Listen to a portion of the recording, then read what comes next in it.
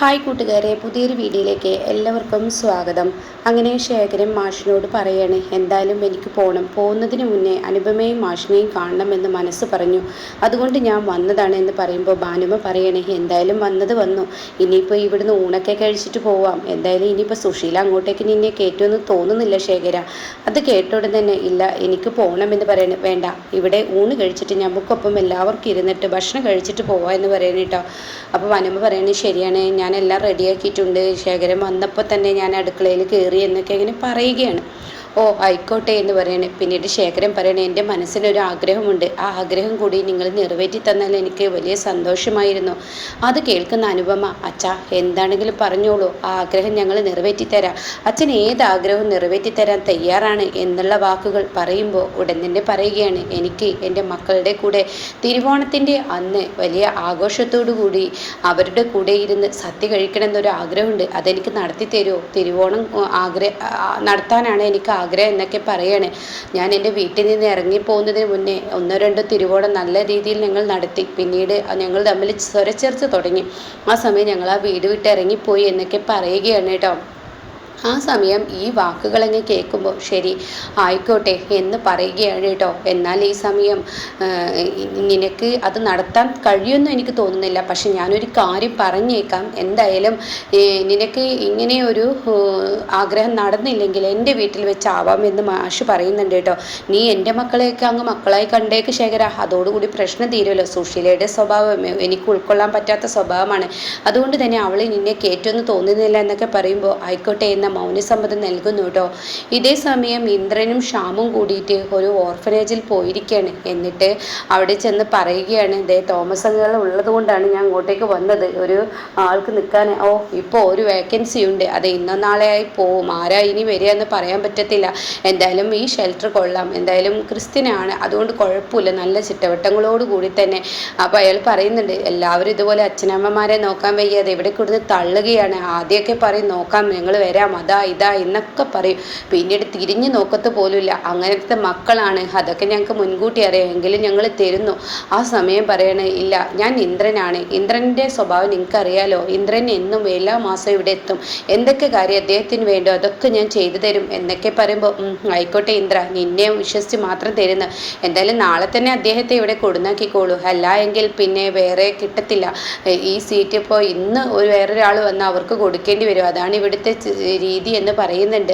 എന്നാൽ ഈ സമയം ഷ്യാമിനോട് പറയാണ്, ഷ്യാമെ നീ സത്യനോട് വിളിച്ച് വിവരങ്ങൾ പറയും, അല്ലെങ്കിൽ വേണ്ട നീ സത്യനോട് വിളിക്കണ്ട, നീ ഇപ്പോൾ ട്രാവൽസിലോട്ടല്ലേ പോകുന്നത്, അപ്പോൾ നീ ട്രാവൽസിൽ ചെന്നിട്ട് കാര്യങ്ങൾ പറഞ്ഞാൽ മതിയെന്ന് പറയുന്നു കേട്ടോ.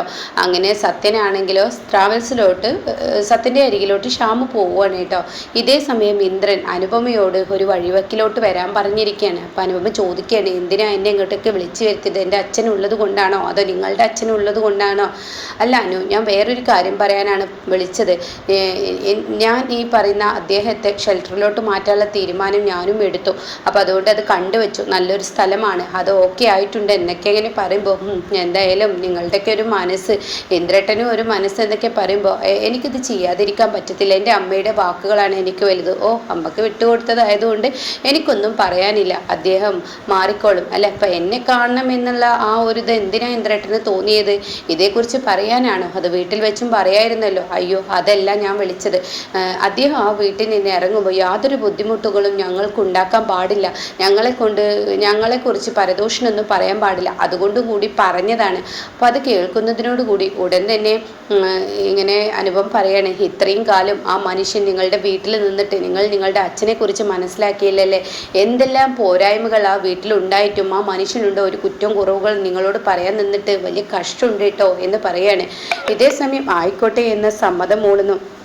എന്നാൽ ഈ സമയം പിന്നീടാണെങ്കിലോ അനുപമ പറയാണ്, ഞാനൊരു കാര്യം പറഞ്ഞോട്ടെ, എന്താണെങ്കിലും നിങ്ങൾ ആരും ആ മനുഷ്യനെ തിരുവോണത്തിന് ക്ഷണിച്ചിട്ടില്ലെങ്കിൽ ഈ അനന്തമാഷിൻ്റെ ചീഫ് ഗസ്റ്റായി ഞങ്ങൾ ക്ഷണിക്കും ആ വീട്ടിലോട്ട്, അതിനെ ആരും തടയിടാൻ ശ്രമിക്കേണ്ട, പിന്നെ നിങ്ങളുടെ അമ്മയോട് കൂടി അതൊന്ന് പറഞ്ഞേക്ക്, അനന്തമാഷിൻ്റെ വീട്ടിലെ ചീഫ് ഗസ്റ്റ് ആയിരിക്കും ഇപ്രാവശ്യത്തെ തിരുവോണത്തിന് അദ്ദേഹം എന്ന് പറയാൻ കേട്ടോ.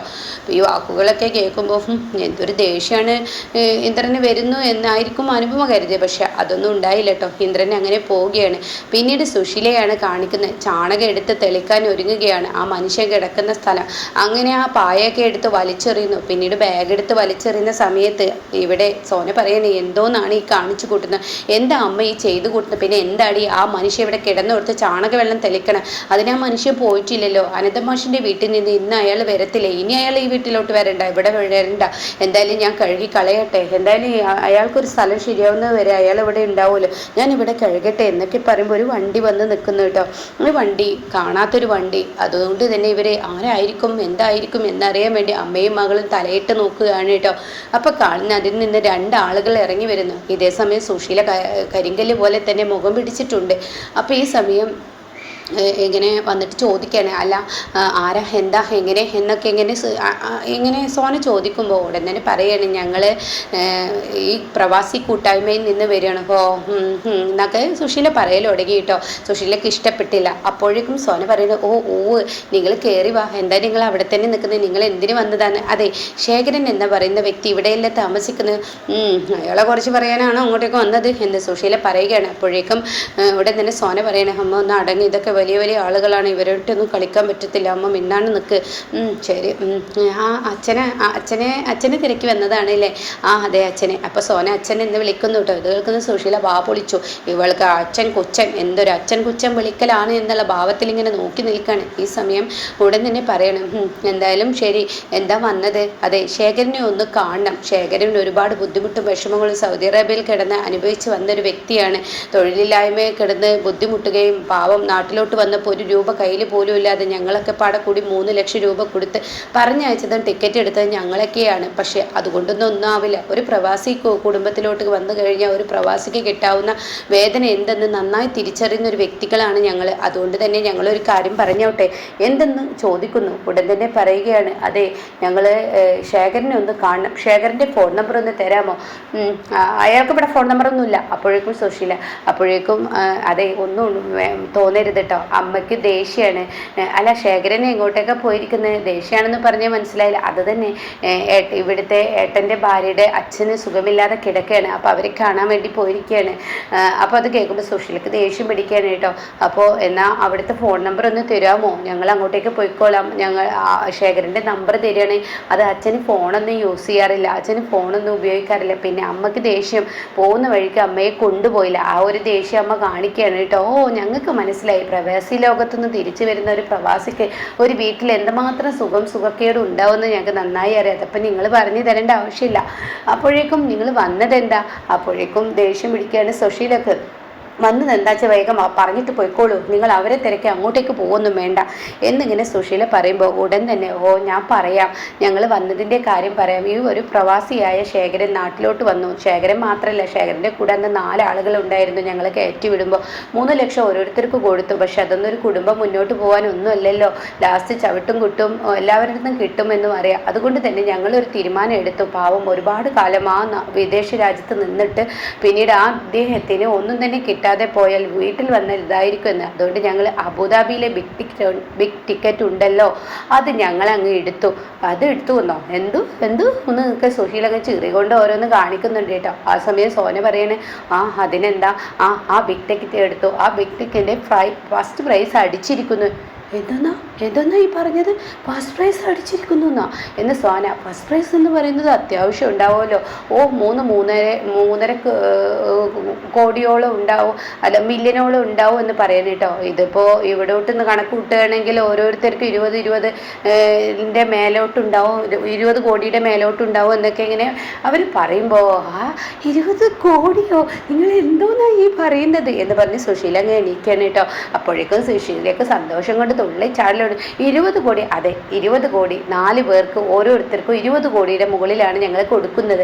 അപ്പോൾ അതുകൊണ്ട് ശേഖരനെ ഒന്ന് കാണണം, ഒരാഴ്ചയായിട്ട് ഞങ്ങൾ ഇവിടെ ഉണ്ടാവും, അതുകൊണ്ട് 20 കോടി മേലോട്ടുള്ളത് ശേഖരന് കൊടുക്കണം. അപ്പോൾ ഈ നമ്പറിൽ നിന്ന് വിളിക്കൂട്ടോ. ശേഖരൻ വന്നു കഴിഞ്ഞാൽ ശേഖരനെ കൂടെ, അച്ഛനെ കൂടെ ഇന്ന് തന്നെ ഞാൻ വിളിപ്പിച്ചോളാം കേട്ടോ സോന. അപ്പോഴേക്കും സുശീല പറയണേ, ഇപ്പം തന്നെ വിളിപ്പിച്ചോളാം കേട്ടോ എന്നും പറയുകയാണ് കേട്ടോ. അങ്ങനെ ഈ സമയം ഇതൊന്നും ഇതിൻ്റെ പിറകിലുള്ള കഥ എന്തെന്ന് അറിയാതെയാണ് സുശീലയും സോനയും കിടന്ന് ആറാടുന്നത്. അങ്ങനെ അവർ പോവുകയാണ്. ഇതേ സമയം എടി ആ പ്രതിഭ ഇവിടെ എവിടെയെങ്ങാനും ഉണ്ടോ? ഇല്ല, പ്രതിഭ ഇവിടെ ഇല്ലെന്ന് പറയുകയാണ്. ഇതേ സമയം ഓ രക്ഷപ്പെട്ടു, പ്രതിഭ ഇല്ലല്ലേ, അവൾ കുളിക്കാൻ കയറിയിട്ടുണ്ട് അമ്മ. എന്തായാലും എൻ്റെ പൊന്നുമോളെ, നീ അച്ഛനെന്നൊക്കെ വിളിച്ചപ്പോൾ അയാൾ അവരുടെ മുന്നിൽ എൻ്റെ പൊന്നമ്മ ആരെങ്കിലും വീട്ടിലോട്ട് കയറി വരുമ്പോൾ അയാളോടുള്ള ദേഷ്യത്തിന് എടുത്തു ചാടി ഡുഡുണ്ടോ വെച്ചിട്ട് ഇങ്ങനെ വെടി പൊട്ടിക്കല്ല ചെയ്യുക. ഒന്ന് മിണ്ടാതെ ഇരുന്നൂടെ അമ്മക്ക്. ഇപ്പോൾ അവരുടെ മുന്നിൽ അമ്മ ആ അഹങ്കാര ഭാവങ്ങൾ കാണിച്ചു കഴിഞ്ഞാൽ ഇപ്പം എന്തായി തീരുന്നതെന്ന്. എൻ്റെ മോളെ നിന്നെ ഞാൻ സമ്മതിച്ചു, അച്ഛാ കുച്ച എന്നൊക്കെ വിളിച്ച് നീ അവരുടെ മുന്നിൽ നല്ലൊരു മകളും നല്ലൊരു ഭാര്യയെ എന്നെ ആക്കിയില്ല. എന്തായാലും നമ്മൾ അടിച്ചു മക്കളെ എന്തെങ്കിലും പറയാൻ കേട്ടോ. എങ്ങനെയൊക്കെയുള്ള ഒരു എപ്പിസോഡാണ് ഇപ്പോൾ ലാസ്റ്റ് വന്നിരിക്കുന്നത്.